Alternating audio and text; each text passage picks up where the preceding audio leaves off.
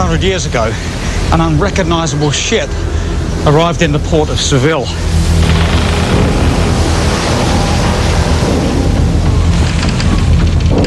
Its crew was reduced to just 18 emaciated and starving men.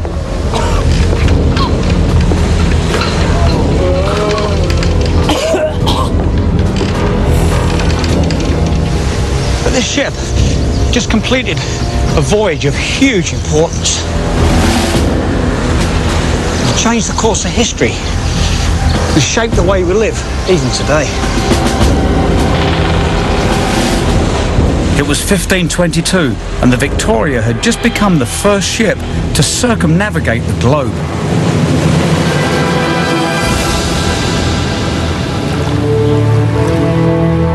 This voyage opened up the last great ocean, created new trade routes and revealed the true scale of our planet.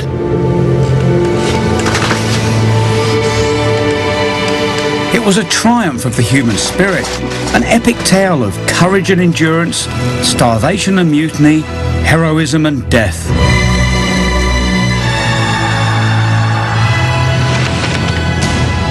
And it turned one man, Ferdinand Magellan, into one of the most celebrated explorers in the history of the world.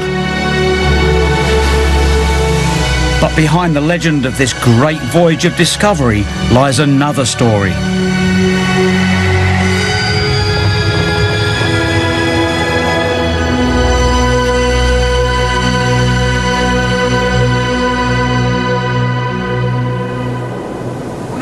Dos, tres. Uno, dos, tres.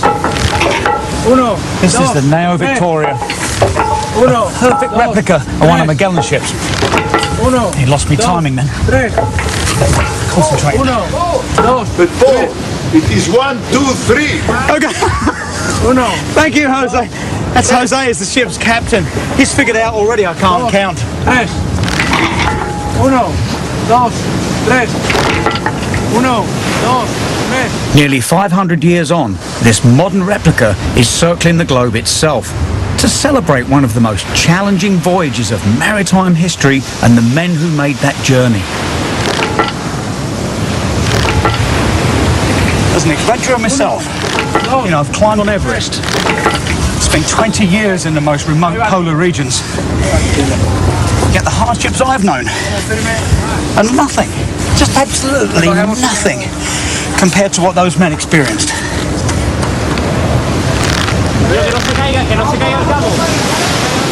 Magellan's epic voyage is legendary, yet the real story is rarely told. He never intended to circumnavigate the world, but a series of extraordinary events turned what was an ambitious voyage into a truly historic one.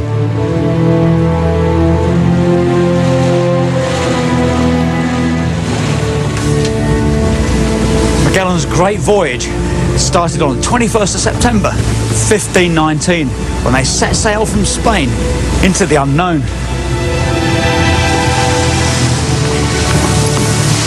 And the ship's chronicler, Antonio Pigafetta, recorded the moment.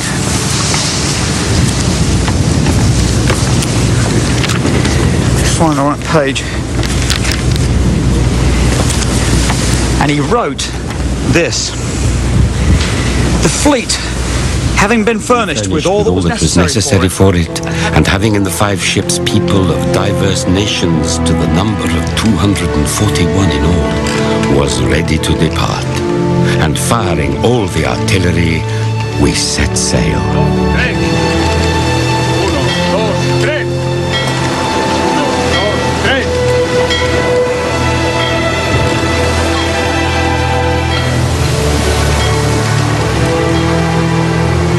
For Magellan, the Captain General, this voyage was the realization of a dream that had been 5 years in the making. This tough and determined Portuguese was taking the biggest gamble of his life.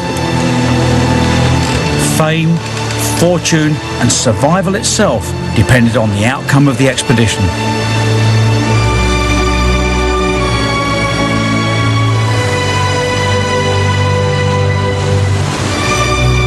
Among the officers of the fleet was an ambitious ship's master called Juan Sebastian Elcano. Arriar las cebaderas. This young Spaniard was to play a crucial role in the epic voyage.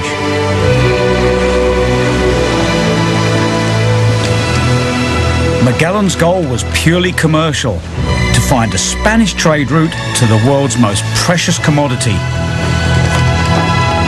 spices. In the 16th century, they were worth more than gold, but for Spain, they were unreachable. In 1494, the Pope had divided the world between the two greatest sea powers on earth. Spain had the trading rights over the western half of the world, while Portugal controlled the east, and with it the only known route to the unimaginable riches of the Spice Islands, the modern-day Moluccas.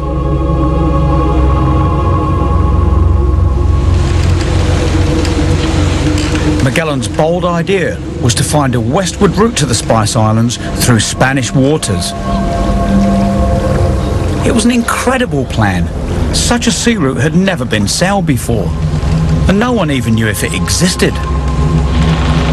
If he could find the elusive route, Spain would become the richest nation in the world, and Magellan would share that wealth. He commissioned a fleet of 5 robust trading ships, carracks, specially designed to navigate the treacherous waters of the open seas.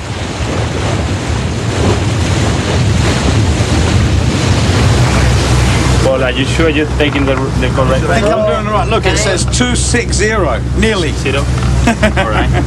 It's close in a global context, it's not really. Yeah, in an Earth context. You're doing fine. Yeah, what do you think? Can I get across? Doing fine. The steering mechanism was simple.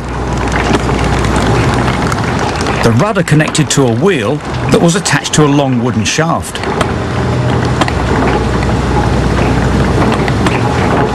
Holding the course was all about brute strength. I'm actually on course at the minute, but it's not very easy.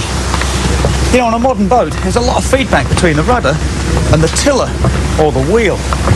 This thing's called a whipstaff arrangement, and it's not easy to stay on course at all, even in calm conditions like this. I'm on course at the minute. The course that Magellan was planning would take him beyond charted waters into the unknown. It was a journey that many believed was impossible. Yes, okay. Yeah, I'm just talking about Magellan. They're off on the fleet on this great journey to get all these incredibly valuable spices. And I just want to talk to you about how easy or hard it must have been to get them. Well, very, very difficult because obviously there were no charts of any description. And I understand it wasn't even on the maps those days. No, there was no maps, proper maps really. It was, we got a map here, which is from about the same period. Okay. As you can see, this is a bit of the Brazilian coast. A few of the islands in the Caribbean already plotted by Columbus and his followers. And then this blob of land, which it finishes here. Oh, crikey. So south of Cape of Good Hope, but not much. So this was an unknown area in those days for the map makers. You know, wasn't it? Basically completely unknown. What a great act of faith that there might even be a way through it.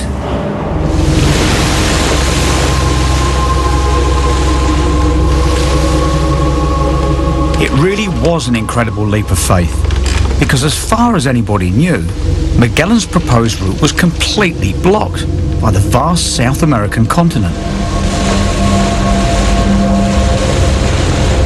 According to accounts from the time, Magellan claimed that he knew of a passage below the landmass of South America, and that would take the fleet through to the Spice Islands. Well, maybe he did know, or maybe the whole thing was nothing but a supreme gamble. Whatever the truth, he kept it close to his chest.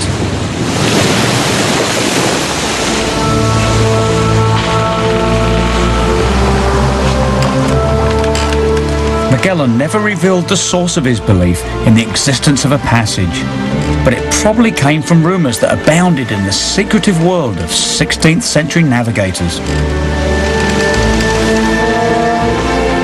The Captain General did not wholly declare the voyage which he wished to make, lest the people from astonishment and fear refused to accompany him on so long a voyage as he had in mind to undertake, in view of the great and violent storms of the ocean sea, whither he would go.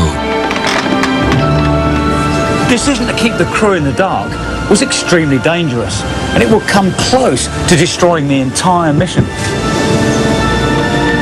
So what was it about this obsessive and determined man that drove him to take such an incredible risk? Manuel Villas-Boas is a direct descendant of Magellan and a bit of an expert on his famous ancestor. In trying to understand the man himself, how would you describe him? A man of contrasts, I would say. He was physically short, very sure of himself, not an assuming man. He is not a man that one sees bragging about his aristocracy or anything like that. A man of few words, a man who obviously paid attention to his family and cared about his family. Very little more is known. The man disappears behind the project. One thing that is known about Magellan is that he spent 8 years as a soldier with the Portuguese fleet in the Indian Ocean. Here, he earned a reputation as a fighter, a risk-taker and a glory seeker, but returned home to less than a hero's welcome. He arrives back in Portugal and he's slighted by the court. And he says, okay, I've been slighted. I'm going to do something which will prove these people completely wrong. I'm going to finish the task that Columbus started and didn't finish. And in the process, emulate what Vasco da Gama had done around Africa, I will do around South America. In Magellan's youth, these two great navigators had risked everything in the search for spices and earned a place in history. And they inspired Magellan to claim for himself the last great untried sea voyage around South America.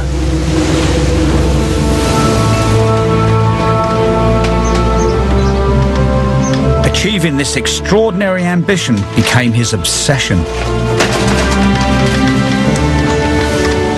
But he must have had some self-doubts. He must have. Leaders of such nature and of such expeditions are lonely by definition. These are lonely jobs. I don't think he ever let anybody understand that he was not quite sure exactly of the existence of the passage. When finally he led the fleet south, it was the first time he had ever captained a ship. His first challenge was the notorious Atlantic, an ocean that had claimed many lives.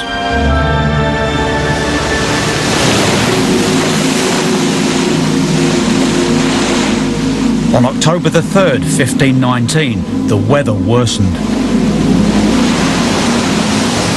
Many furious squalls of wind and currents of water struck us head-on, and as we could not advance, and in order that the ships might not be wrecked, all the sails were struck. And in this manner did we wander hither and yon on the sea, waiting for the tempest to cease, for it was very furious.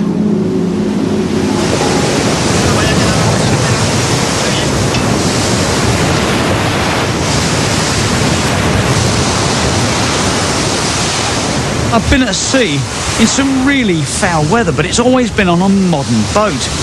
And with that modern safety net that we have, satellite phones, satellite communication, satellite GPS, even emergency beacons, you press the button and you can get some help.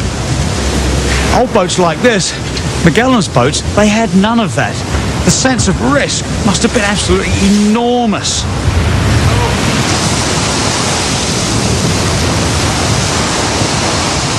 On a ship like this, in big seas, there's a lot of rolling going on. They're quite rounded, these hulls, like an upturned shell, and they just roll a lot. I mean, it's not bad weather at the moment. Heaven knows what it'd be like in really big storm. Magellan was sailing through some of the most dangerous seas in the world. It's a great day sailing for me, it's exciting. But for Magellan's men crossing the Atlantic, the conditions would have been much worse than this, and it would have been truly frightening. It must have felt as if the storms were never going to end. The ships were already showing signs of wear and tear. They were getting battered. In one particular storm, the wind was so strong that even with the sails rolled up, furled up, the wind got in there and ripped the sails to shreds. And of course, Magellan was passionate about this voyage. He's a driven man. But the men were at the wit's end, exhausted, and the sense of fear of the unknown. It's no surprise to me they began praying for some kind of divine intervention. And you know, it's exactly what they did get.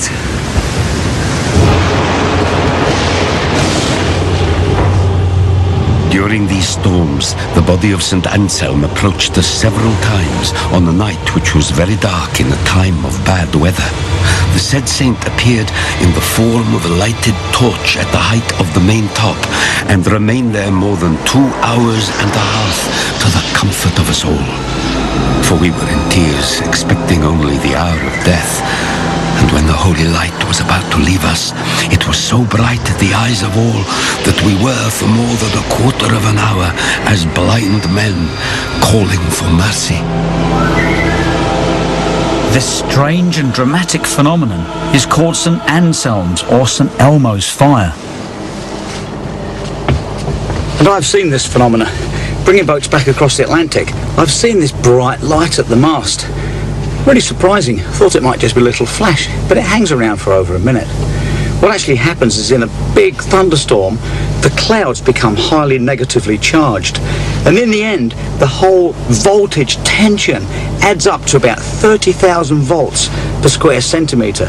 And then it all discharges in a spectacular fashion from the ends of masts and ends of pointy bits on a boat. Now, when these men saw this, they noticed that it always came near the end of a storm, and it does. It always occurs towards the end of a storm. So naturally, they would think, this is a great sign. This is divine intervention.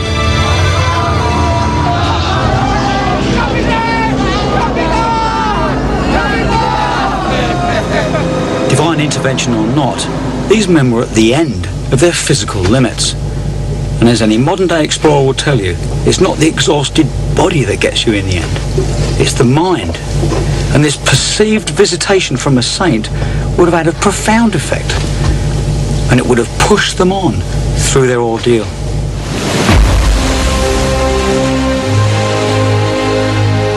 Almost 4 months after leaving Spain, the battered fleet approached the coast of South America.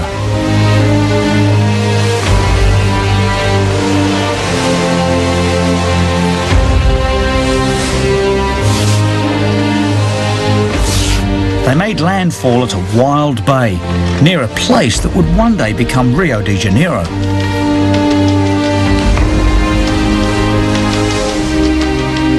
From here they followed the sweeping coast south, and along the way, Pigafetta recorded many strange and wonderful things. There are an infinite number of parrots.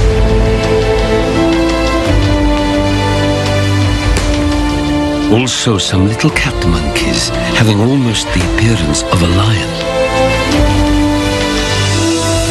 Also flying fish, so many of them that it seemed it was an island in the sea. And men and women who paint themselves with fire all over their bodies and faces and eat the flesh of their enemies. Eventually, they reached the very edge of the known world, 35 degrees south, as far down the coast of South America as any Westerner had ever been. Evidence suggests this was where Magellan expected to find the passage. The coastline turned sharp west, and there seemed to be no land to the south. Which place was formerly named Cape St. Mary, and it was thought from thence there was a passage to the Sea of Sur, the South Sea. After 15 days of exploration, the dreadful truth dawned.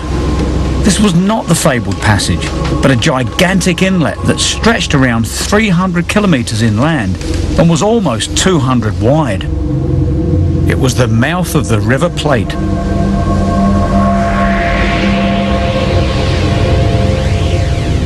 It was a disaster. Magellan had sailed into a dead end. Now his certainty about the passage was shot to pieces. But turning back was unthinkable. He made an extraordinary decision to step over the edge of the known world, to sail on where no other European had gone before. Blindly, he headed south along a desolate coast that he named Patagonia, into some of the wildest seas in the world, and into winter.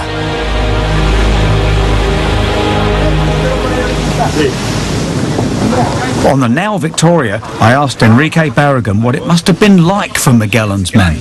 Enrique. How are you? Well, what were conditions like here on deck? Well, now we are 20 people, Yeah. but at that time there were 40 or 45.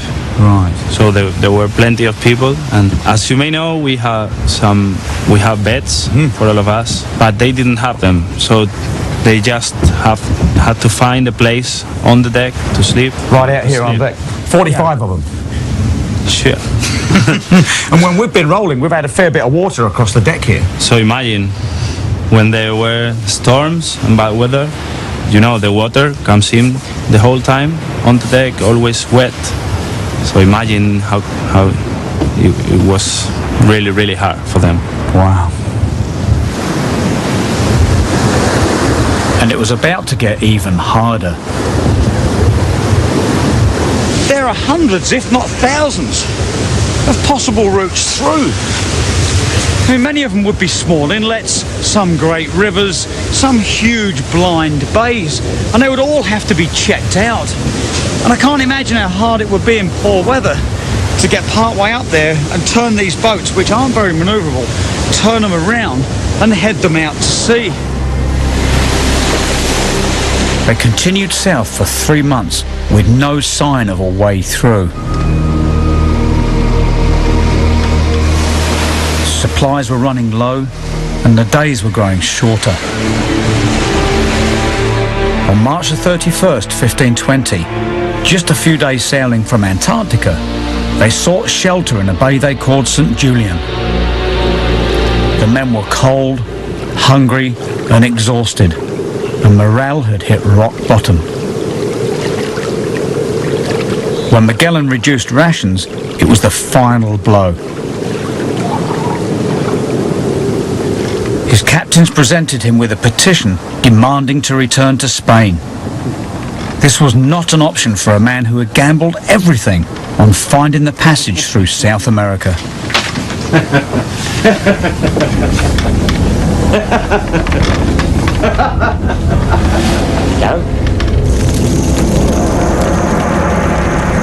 The expedition was now in the gravest jeopardy.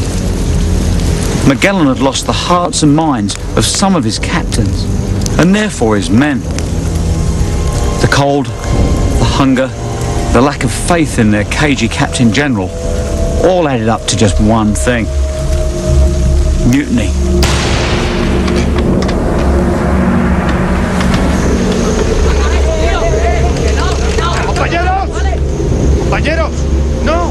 One of the ringleaders was Gaspar Casada, captain of the Concepcion, who promised the men they would return to Spain once Magellan was out of the way. Magellan was isolated. He had to act quickly. Caballeros. He dispatched his loyal master-at-arms to one of the mutinous captains. Capitán Mendoza, tengo un mensaje para usted del Capitán General. With a special message. Es un pequeño mensaje muy especial.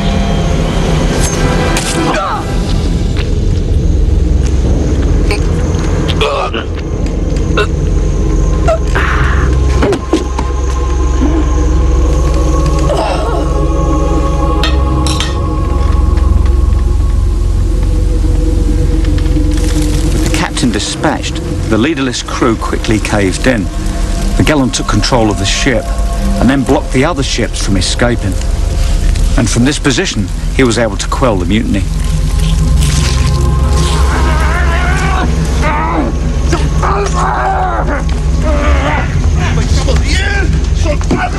But he had to reassert his authority quickly and convincingly.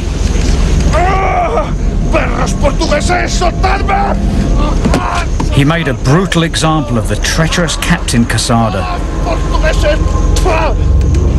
Vuestras familias y vuestra casta se pudra en el fondo del mar. Conmigo en el fondo del mar. ¡Barros!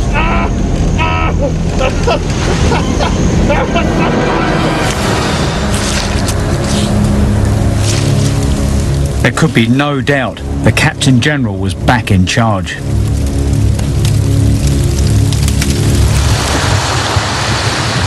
With the mutineers put in their place, it was time to try and settle in for the winter. An incredibly dismal experience. Food would have been extremely scarce. I know what it's like to be short on food on an expedition. It's happened to me a few times. One occasion of note, having been high on a mountain in Alaska. The food being so short after many days, we spent 4 days in an ice cave living on soup made out of toothpaste. Conditions became even worse. One of the fleet, the Santiago, was smashed to pieces on the rocks. But nothing seemed to sway Magellan from his obsession.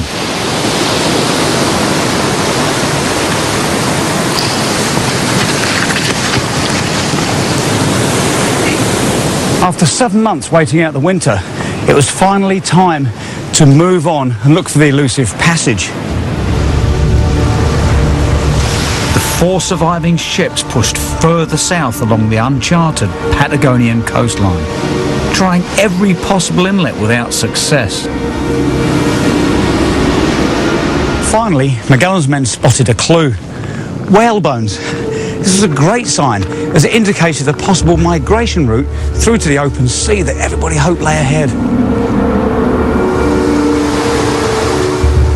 On the 21st of October 1520, we found by a miracle a strait which we called the Cape of the 11,000 Virgins.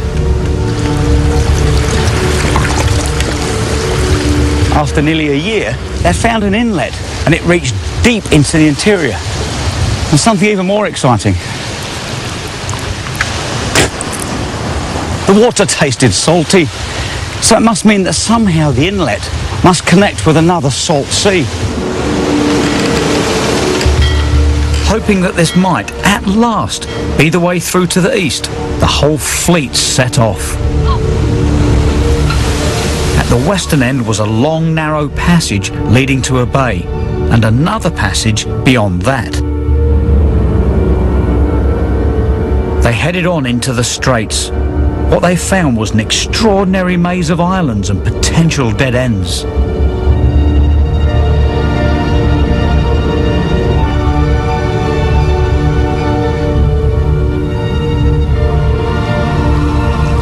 This strait was a circular place surrounded by mountains, and to most of those in the ships it seemed that there was no way out of it.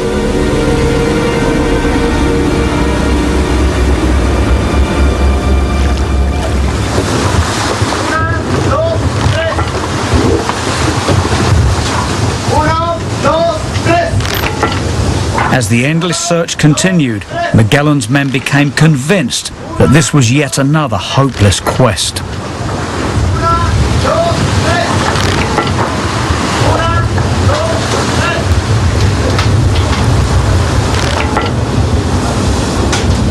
It was in these straits that Magellan lost his second ship. But this time, it wasn't due to weather. The San Antonio headed back to Spain in an act of rebellion. It was a devastating blow.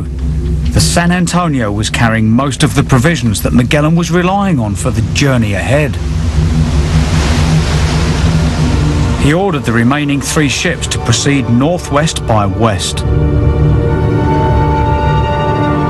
It was a terrifying journey through a strait we now know to be 530 kilometres long.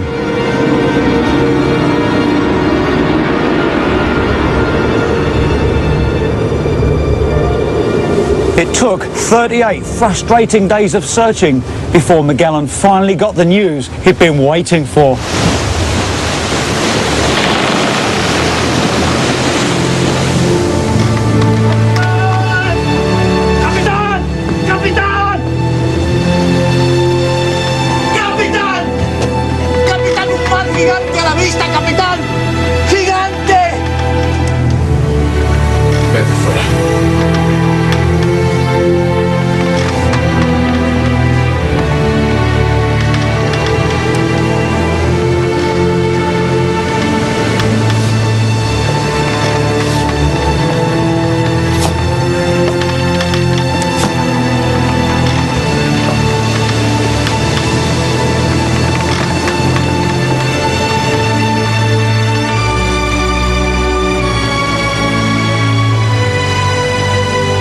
Ahead was the open sea.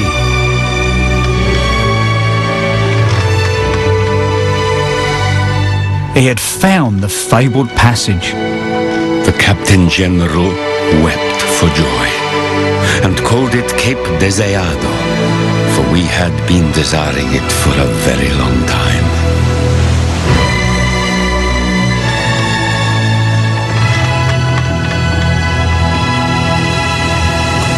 In that proud moment, Magellan must have realised, without doubt, he now stood shoulder to shoulder with his great boyhood heroes, Columbus and Vasco da Gama.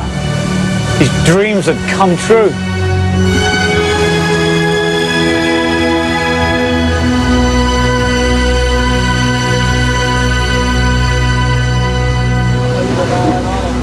Even in this moment of personal triumph, Magellan could hardly have guessed at the historic significance of finding the passage. For 400 years, his route, the Magellan Strait, would be the major shipping route through to the Pacific. It was only bettered when the Panama Canal was blasted out of the land in 1914.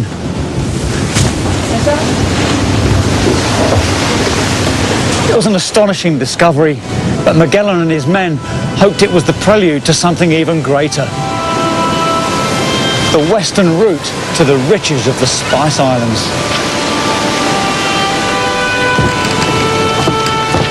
On November the 28th, 1520, Magellan led the fleet north.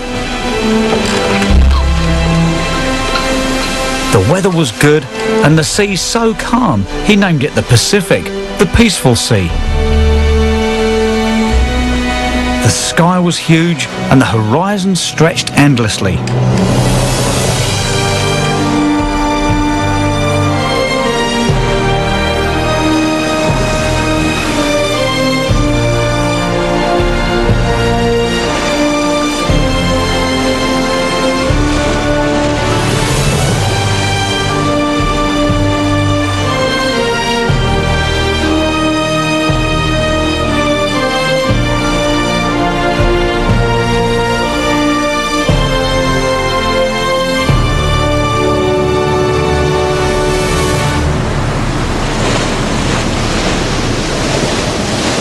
Even the sky at night was different. These God-fearing sailors wondered at the Southern Cross and noticed something strange in the heavens. There are several small stars clustered together in the manner of 2 clouds, and in the middle of them are 2 stars not very bright, and they move slightly. Nearly 400 years later, these stellar clusters were identified as 2 of the closest galaxies to the Earth. The Magellanic Clouds have helped astronomers work out the scale of the universe and witness the death of stars.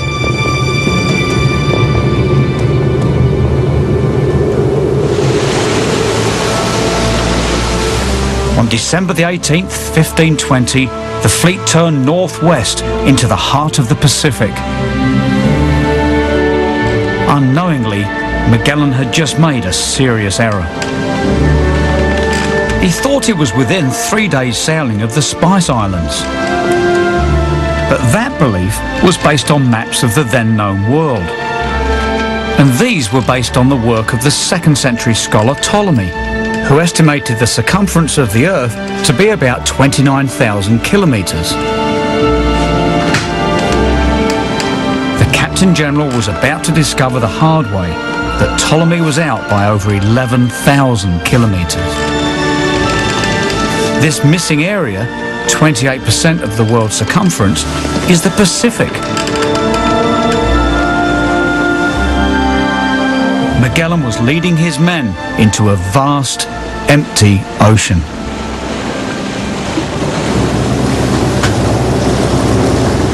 On the modern now Victoria, our captain, Jose, has some idea of what that journey must have been like. You've crossed the Pacific many times. You've crossed the Pacific on here.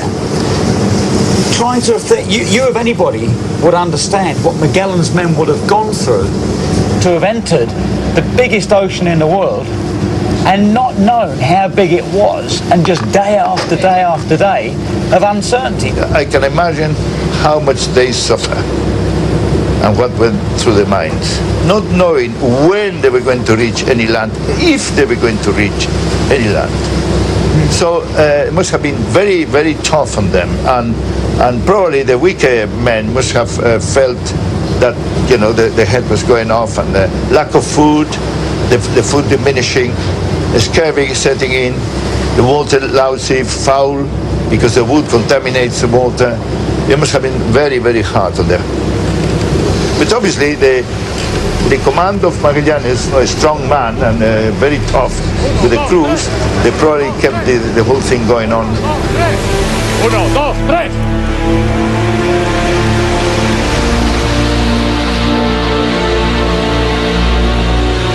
As the weeks passed, the emaciated crews began to starve again. Their accounts make disturbing reading. We ate the ox hides, which were under the main yard, so that the yard should not break the rigging. And we ate old biscuits turned to powder, all full of worms and stinking of urine which the rats had made on it. And of the rats, which were sold for half an ecu apiece, some of us could not get enough. I believe that never more will any man undertake to make such a voyage.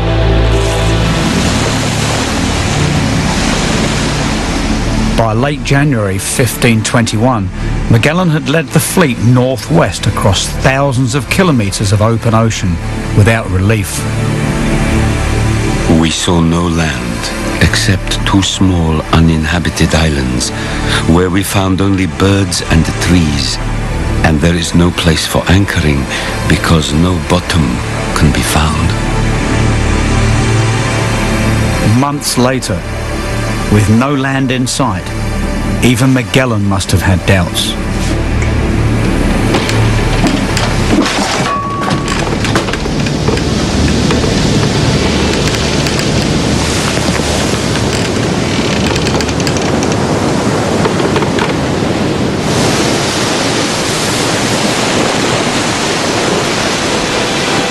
But almost 5 months and 20,000 kilometres after they exited the straits, they finally made landfall at about 10 degrees north of the equator in a place we now call the Philippines.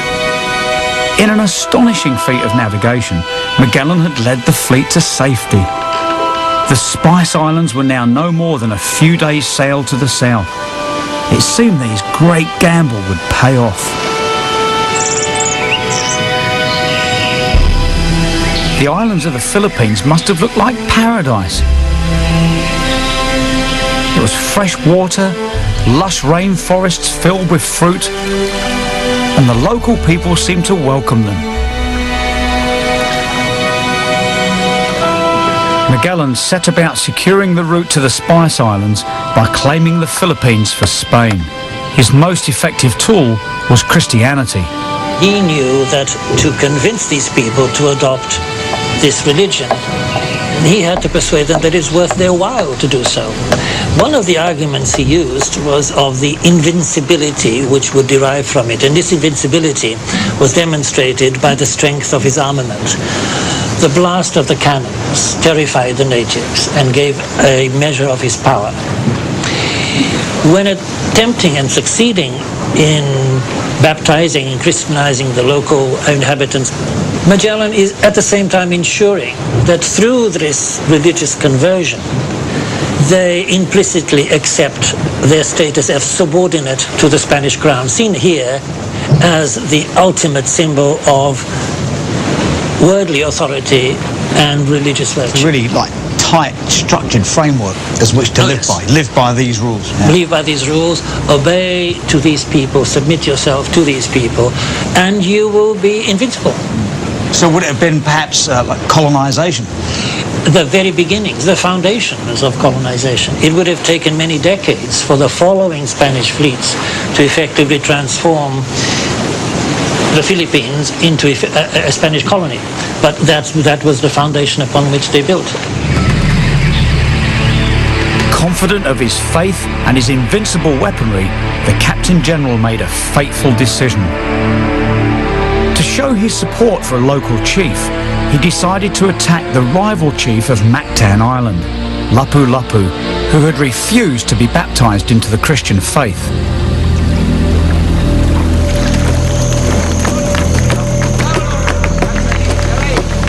Aboard the Victoria, on the evening before the attack, his men were relaxed and confident.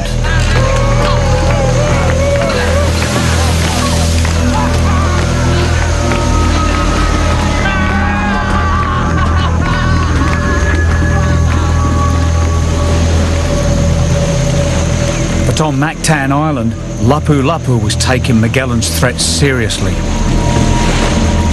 He summoned his most ferocious warriors and invoked the gods of war.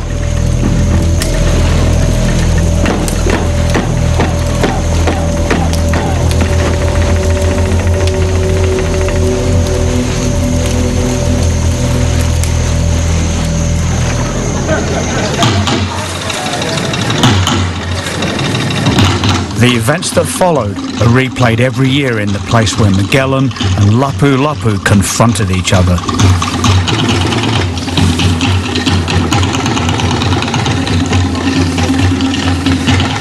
It was a clash of cultures and religion. For Filipinos, it's come to symbolize the struggle for independence.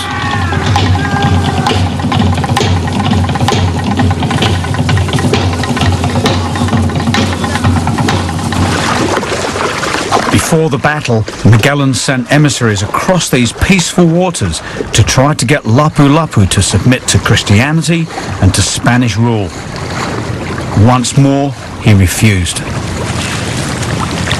And so at dawn, on the 27th of April, 1521, Magellan and 50 of his men arrived on the beach at Mactan to do battle against Lapu Lapu and 1,000 of his men. Although he was heavily outnumbered, Magellan felt certain of victory because of his superior Spanish weapons and his armour. In fact, he was so confident of victory that he'd given a direct order to his other captains to not get involved in the fighting. But he made a fatal mistake. He'd arrived at low tide, which meant his ships were right out there in the deep water. And Magellan and his men had had an exhausting half-mile wade through the shallows. And his cannon were out of range.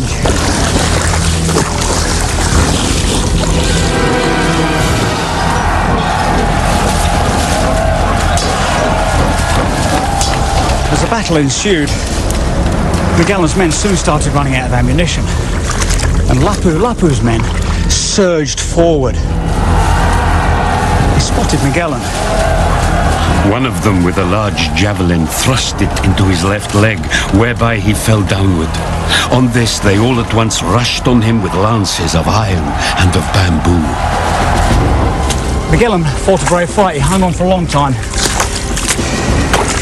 Eventually, completely outnumbered, he was just slaughtered.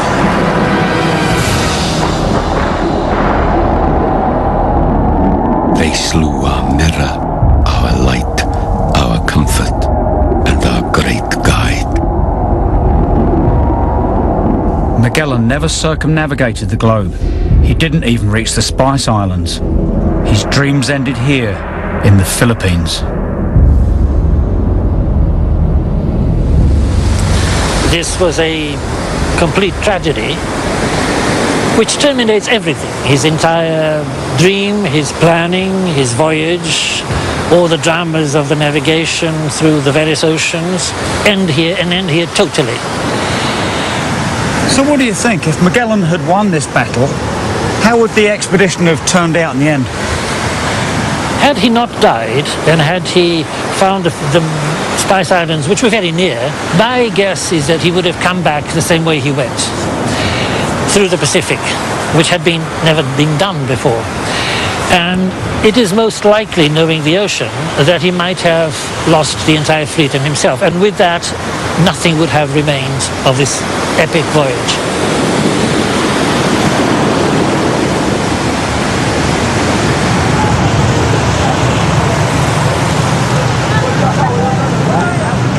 Magellan's dreams may have died in the Philippines, but his legacy lives on.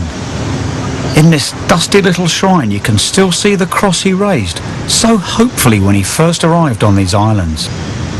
It's one of the holiest relics in one of the most Catholic countries in the world. It might have been the only relic of Magellan's voyage if another man hadn't seized the chance of fame and fortune.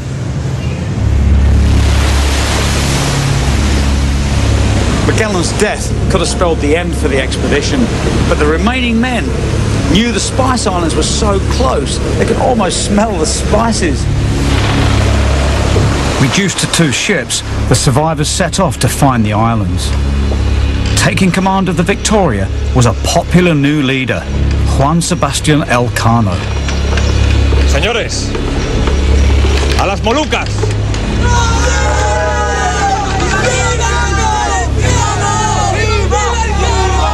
History was to deny him his rightful role in this epic story.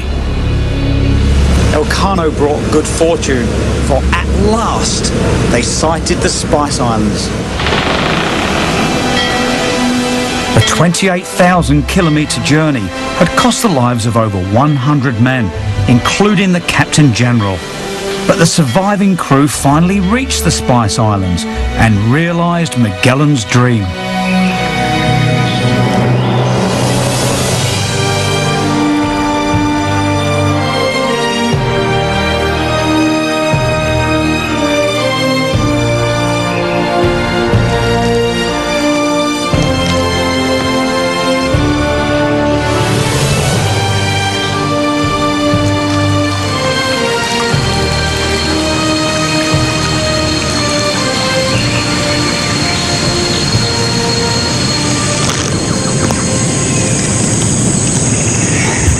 This is what it's all about. Spices. These are cloves, yes, right? They're cloves. They are the flowers of the clove plant. They don't look very familiar, though. But they're we more see them as like this, the dried ones. Yeah? Yes. It smells just like my mum's apple pie. Yes, they're aromatic. But you know, I can't help but think this, Augusto, is that holding these in my hand, it seems hard to believe that the men went to such risk and pain and suffering for something that seems, to be honest, completely ordinary.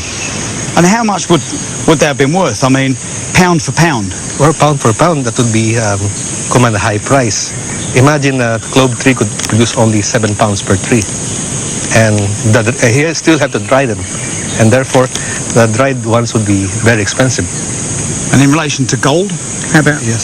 So they'll be weight more than gold itself. So pound for pound? Yes, pound for pound, yes. Worth more than gold. And a bag like that, excuse me, that has set a man up for life, right? Yes. Well, put like that, I guess they don't seem quite so ordinary.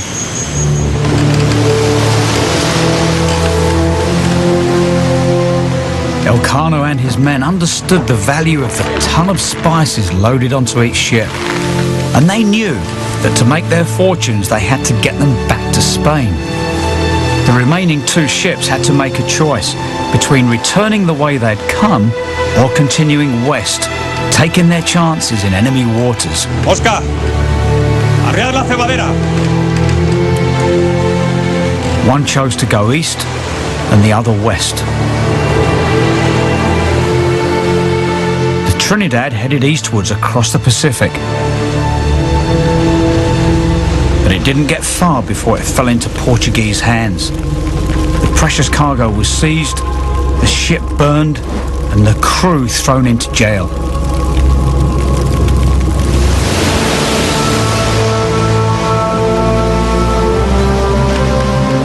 Elcano sailed west on the Victoria. Spain was about 20,000 kilometres away, and the entire route lay in the Portuguese sphere of influence. To avoid capture, he navigated vast tracts of uncharted waters.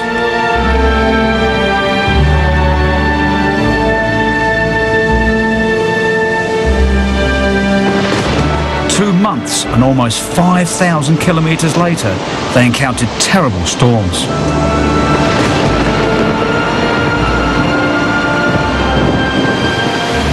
One of the storms they went through was so powerful that it actually broke this mast. And like everything that broke on the ship, had to be repaired with what they had at sea. And not only that, Elcano and his men began to run dangerously low on rations again. And I can't imagine what it would be like to work a ship like this, which needs a lot of manual labour, and be that low on energy.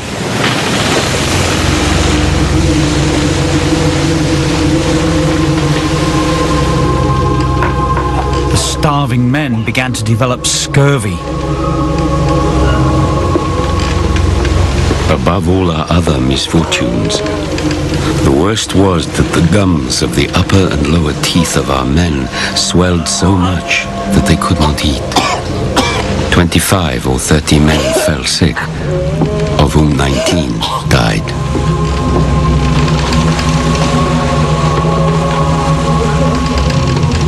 Scurvy is caused by a lack of vitamin C, and here was the terrible irony. The crew was sitting on a cargo of clothes, and what they didn't know was that it contained vitamin C, and this would have saved them. As the ship headed back to Spain, more than half of them would die of scurvy or starvation.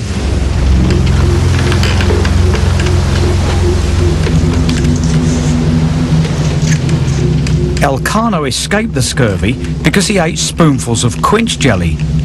Unknown to him, this contained enough vitamin C to protect him from the disease.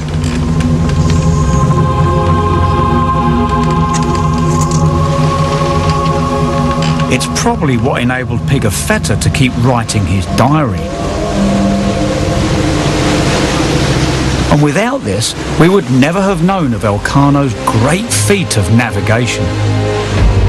He led the Victoria across vast oceans, past the Cape of Good Hope and the Cape Verde Islands, back to Spain. Of the 241 men who began the journey, only a handful returned with him.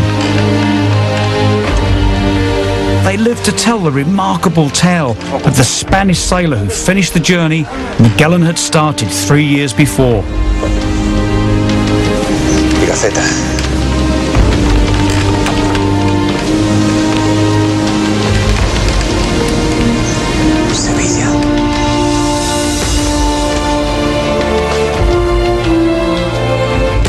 Monday, the 8th of September, 1522, we cast anchor near the Mole of Seville. And we were only 18 men, for the most part sick, of the 60 who had left Malacca.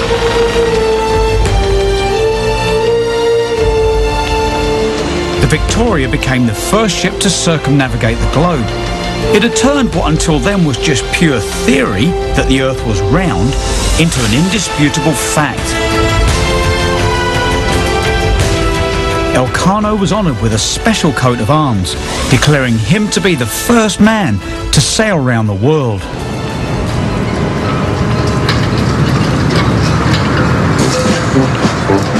5 centuries later, sailing round the globe is still a remarkable achievement.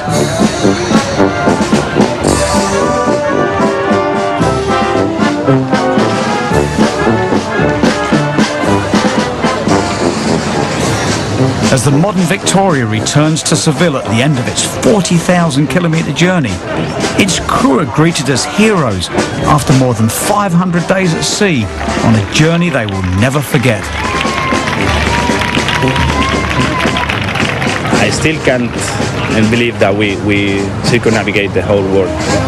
I cannot imagine right now, but I'm sure it has changed completely my life.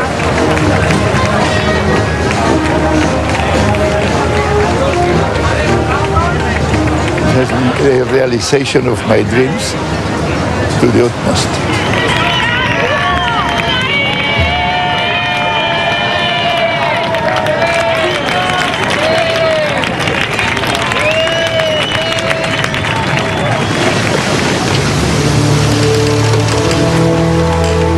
The voyage of the original Victoria may have made history, but it didn't fulfill the hopes of the crew. They never made their fortunes. The cargo of spices was sold and the proceeds seized by the King of Spain to cover the loss of the rest of the fleet.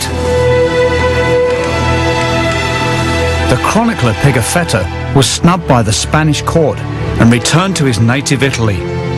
His diaries remain the definitive record of the Great Voyage. Elcano attempted a second circumnavigation to claim the Spice Islands for Spain 4 years later, but he didn't make it. Crossing the Pacific, he died of scurvy.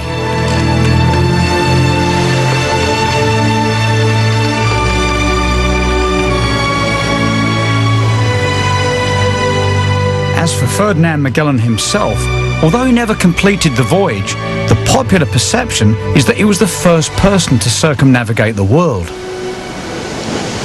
Unless that is you go to Spain, and they'll tell you the first person who sailed around the world was Juan Sebastian Elcano. But does it really matter? After all, they're both great men. Magellan had what it took to dream up such a daring voyage and make it happen, and Elcano had the strength and tenacity to finish it. They and the men who sailed with them shared one of the greatest voyages of discovery. The voyage that would define the shape and size of our Earth and its oceans and change the geographical, spiritual and political landscape forever.